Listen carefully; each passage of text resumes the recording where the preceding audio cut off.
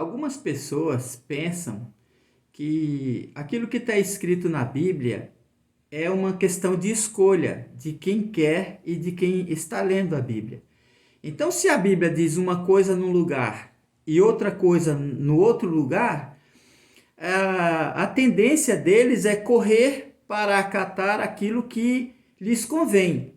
Só que a Bíblia, ela não se contradiz. A Bíblia não diz uma coisa num lugar e outra coisa no outro lugar. A Bíblia ela se complementa, ela interpreta-se a si mesmo. Eu aprendi desde muito jovem que a Bíblia nunca diz tudo de uma só vez e nem diz as coisas de uma vez para sempre. Ela é uma revelação progressiva.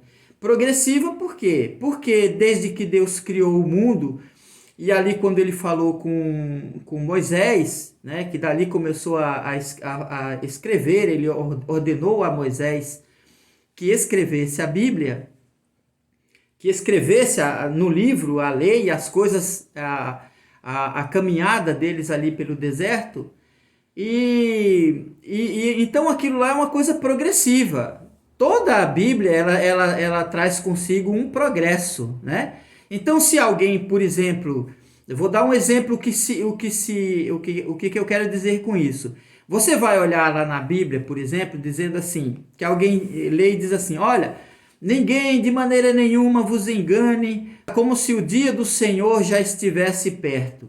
Aí ele fica lendo aquela palavra, né, dizendo assim, olha, aqui está dizendo que o dia do Senhor não está perto ainda.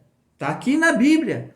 E outros ainda têm a capacidade de dizer assim, não, nós estamos nos princípios das dores, porque Jesus disse que isso era o princípio das dores. Aí eu quero lembrar para essas pessoas que leem assim, elas são. Isso é que nem um carro atolado. Já viu um carro atolado na lama que gira, gira, gira, gira e não sai do lugar? Porque se você for lá no livro de Reis, fala de um gigante que o povo de Israel matou ali na guerra. E ali está dizendo assim que a cama daquele gigante está em tal cidade até os dias de hoje. Ora, está escrito lá, olha, se você quiser saber o tamanho da cama de 4 metros e não sei quanto, está até nesse dia de hoje em tal lugar. Ora, nem a cidade que fala a Bíblia ela não existe mais, quanto mais uma cama feita de ferro, né? É claro que está escrito ali, mas escrito para aquela época.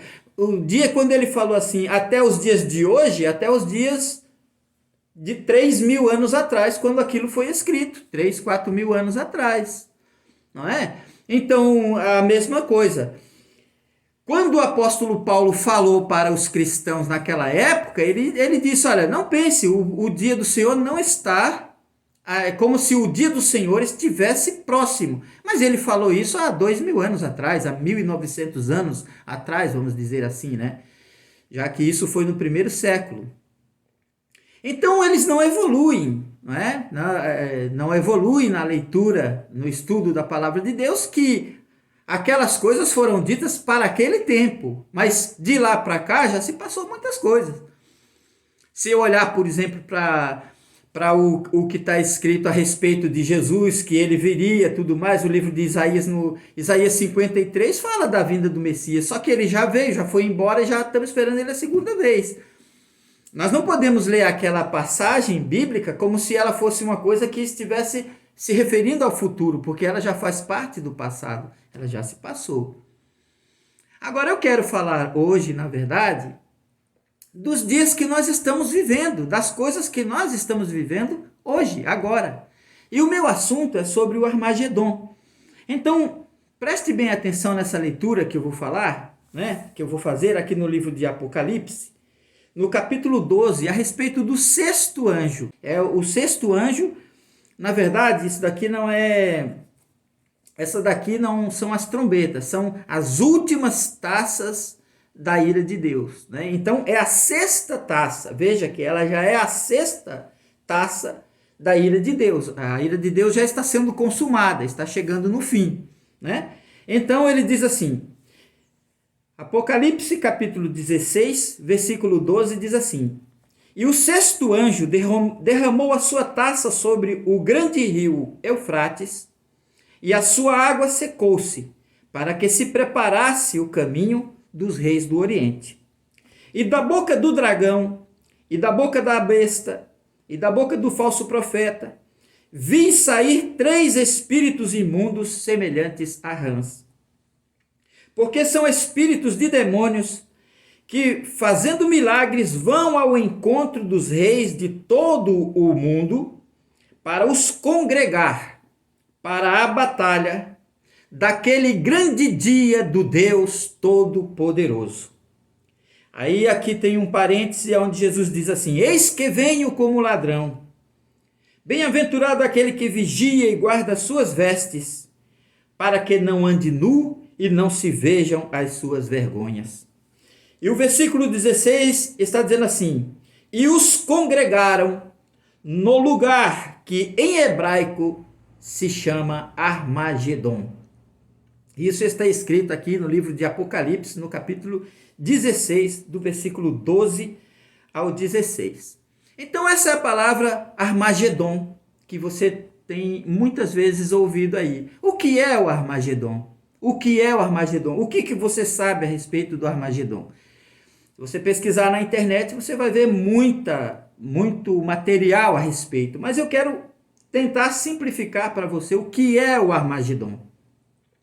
A Bíblia fala desde o Velho Testamento, num dia chamado o Dia de Deus, o dia da vingança do nosso Deus, o dia do Senhor Deus Todo-Poderoso. Esse é também chamado na Bíblia como o dia do juízo e da perdição dos homens ímpios. Ele é chamado o dia da vingança, mas ele não é um dia. Esse dia do Senhor que a Bíblia fala, ele se refere à grande tribulação, que são de 3 anos e meio, né? Que é aquele período que nós estamos prestes a entrar nele. E eu disse noutros vídeos, a gente só vai saber que está dentro da grande tribulação quando ela estiver já em processo nas nossas vidas. Nós não temos como prever quando a grande tribulação vai começar. Nós só vamos saber que ela começou quando já estivermos dentro dela. Então não existe contradição na Bíblia, né? Não existe nenhuma contradição. Porque no passado sempre foi nos ensinado, desde os 10 anos de idade, minha mãe me levava para a igreja, e a partir dos 13 anos de idade eu comecei a frequentar a igreja sozinho, por conta própria, e a gente sempre foi ensinado que Jesus viria e que a gente seria arrebatado, né? Arrebatado assim, sumia que nem num passe de mágica, tchum, a pessoa desapareceu. Então nunca houve aquela preocupação naquilo que seria o cenário da vinda de Jesus Cristo. Que cenário seria o da vinda de Jesus Cristo? Quando Jesus viesse à Terra, que tipo de mundo, como o mundo estaria vivendo, em que circunstâncias Jesus se manifestaria? Então nunca se preocupou muito com isso, porque as pessoas achavam que iam estar lavando louça, fazendo as coisas e tudo mais, e de repente Jesus ia chegar e ia levar a pessoa sem ninguém perceber. Quando Jesus falou assim como nos dias de Noé, assim será também a vinda do Filho do Homem. No tempo de Noé, eles casavam, festejavam, plantavam, colhiam, compravam, vendiam. Eles faziam tudo isso, uma vida normal. A vida deles era normal. Aí a Bíblia diz, até que o dilúvio veio e os levou a todos. Mas não significa isso que Jesus está dizendo, ele está falando do assalto, né? da coisa repentina, quando a pessoa não espera. Então, hoje nós temos a previsão do tempo que nos avisa quando vem uma tempestade. Mas o povo, na época de Noé, vivia normalmente. De repente o tempo fechou, ninguém avisou nada, não havia programa de meteorologia, né? Não havia ninguém para avisar, e caiu a chuva e pegou todos de surpresa, né? Pegou todos de surpresa. Então alguém diz assim, mas a Bíblia diz em tal lugar que Jesus virá como ladrão. Mas no livro de 2 Pedro, capítulo 3 e 7, também diz assim. Mas o dia do Senhor virá como o ladrão, né? Como o ladrão de noite, e os céus e a terra passarão com grande estrondo. Quer dizer, ele é um assalto, apenas uma coisa repentina e inesperada. Inesperada porque tanto faz nós falarmos e dizermos e pregarmos, não importa, as pessoas continuarão vivendo suas vidas normalmente. Muita gente não quer nem saber o que está acontecendo no mundo, e por isso é pego de surpresa. Então vamos voltar ao nosso ponto que nós estávamos falando do Armagedon. O que é o Armagedon? Quando Jesus falou a respeito da sua vinda, e não foi Paulo, nem Pedro, nem João, ele mesmo falando, ele diz assim no livro de Mateus, essa é a parte mais importante a respeito da vinda de Jesus, no capítulo 24, versículo 29, ele diz assim: e logo depois da aflição daqueles dias.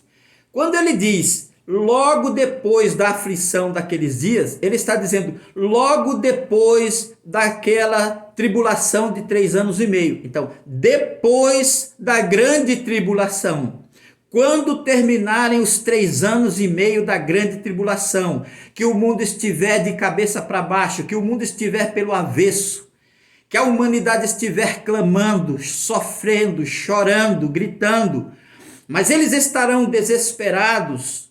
Veja que eles não vão estar comendo, bebendo, nem casando, nem se dando em casamento, mas isso faz parte deste tempo. Porque esta grande tribulação pegará os que hoje estão comprando, vendendo, casando, se dando em casamento, fazendo planos. Então, quem vai pegar eles de surpresa é o dia do Senhor. As circunstâncias em que Jesus virá os pegará de surpresa. As pessoas que hoje estão nem aí, estão fazendo planos para ganhar dinheiro, para fazer isso, para fazer aquilo, a grande tribulação vai pegá-los de calça curta, vai pegá-los de surpresa. Não vai, a Bíblia diz assim, e de maneira nenhuma escaparão, porque eles serão pegos de surpresa, Porque trata-se de perturbações que acontecerão no mundo durante 3 anos e meio. E então Jesus está dizendo, depois deste período de 3 anos e meio, e logo depois da aflição daqueles dias, o sol escurecerá, e a lua não dará a sua luz, as estrelas cairão do céu, e as potências do céu serão abaladas.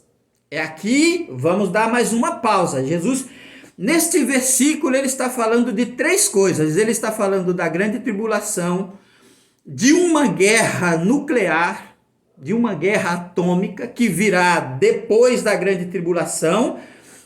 No finalzinho da grande tribulação vem uma guerra mundial.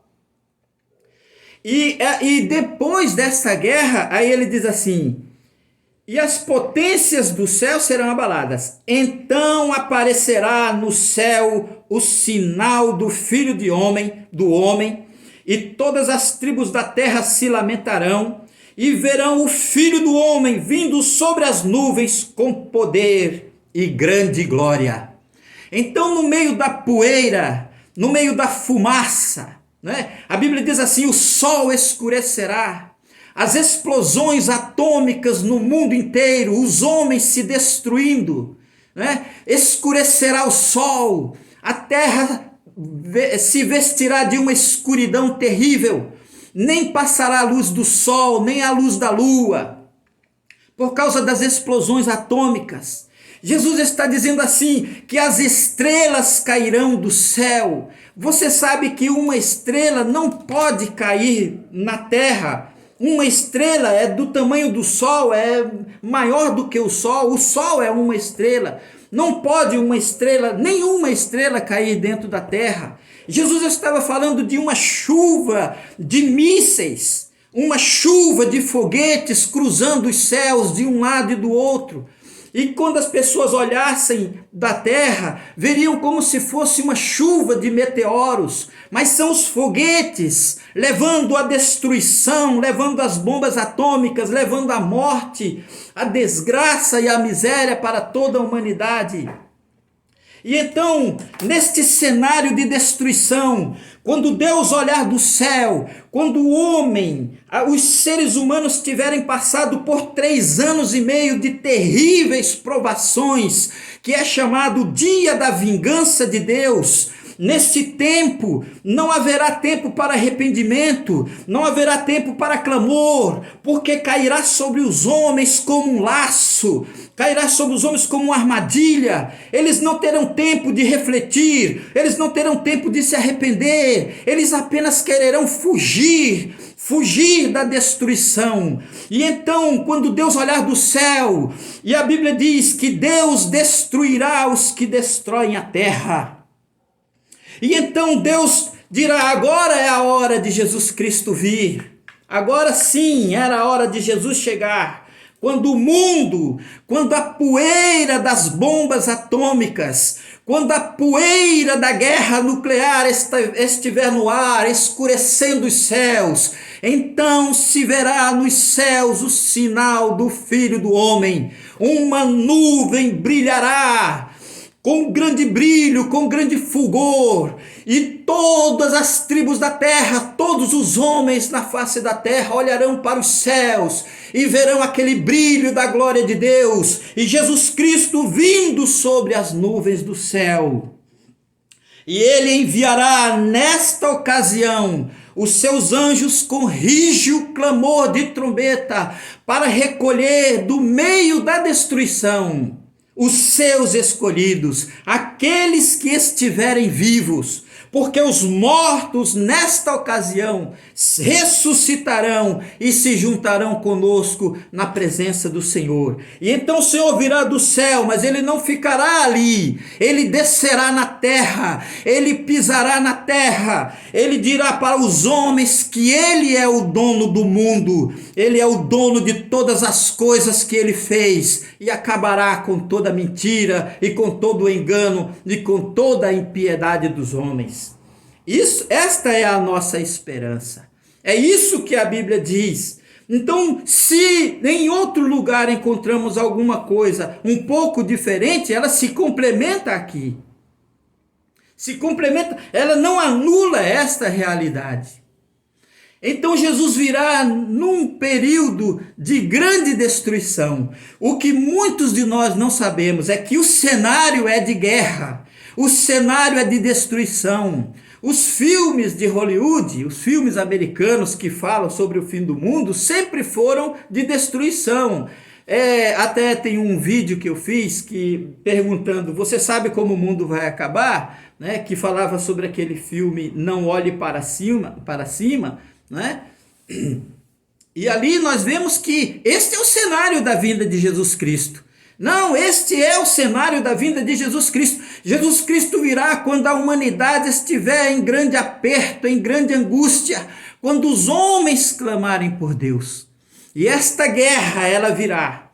Agora eu quero que você preste atenção na palavra que nós lemos sobre o Armagedon, que ele diz aqui no livro de Apocalipse, onde nós lemos no livro de Apocalipse, que da boca, e ele diz assim: e da boca do dragão, e da boca da besta, e da boca do falso profeta, vi sair 3 espíritos imundos.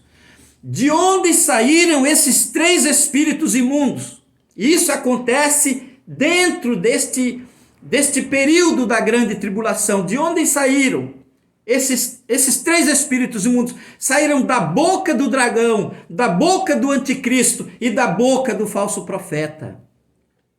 Então você sabe que Jesus falou que o que contamina o homem é o que sai da boca, porque são suas palavras, são as palavras dos homens, os demônios das palavras que vão inflamar os homens. A Bíblia diz que esses demônios saíram para reunir os reis da terra num lugar chamado Armagedon. E aí eu quero chamar a atenção para uma coisa, uma interpretação da Bíblia, que as pessoas pensam que essa guerra se dará exatamente naquele lugar, mas ela não vai acontecer ali. A guerra do Armagedon é a mesma guerra, provavelmente, né? Ela tem tudo para ser a mesma guerra que está escrito no capítulo 39 do livro de Ezequiel, que fala de Gog e Magog, onde todas as nações da terra se juntarão para lutar contra Jerusalém, para destruir os judeus. Aquela guerra de Gog e Magog é descrita no livro de Ezequiel, no capítulo 38 e 39, se não me engano, 37 e 38, ela se refere a isso. E a Bíblia diz assim, que as nações se iraram. E esta guerra dos homens não é uma guerra apenas contra Israel. Eles se juntarão contra Deus. É para destruir, para banir a Bíblia, para destruir a religião cristã e para destruir os judeus.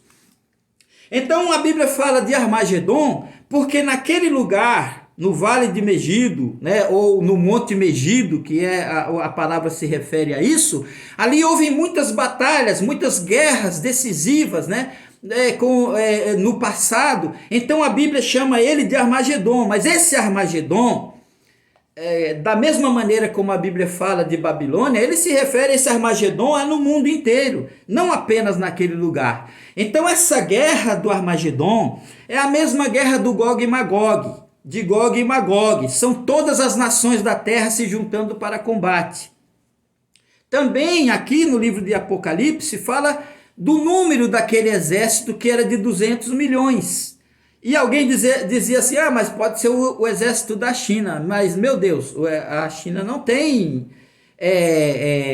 não poderia reunir um exército de 200 milhões de pessoas, né? Aqueles 200 milhões se refere a todos os exércitos envolvidos naquela guerra, né? E Deus destruirá eles. Eles se destruirão a si mesmos. Esse é o dia de Deus, é o dia da vingança do Senhor nosso Deus. É o dia da vingança de Deus.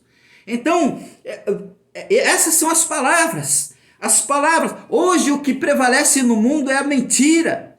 São espíritos de demônios saindo da boca do falso profeta. Espírito de demônio saindo da boca do diabo, do dragão. Espírito de demônio saindo da boca do anticristo.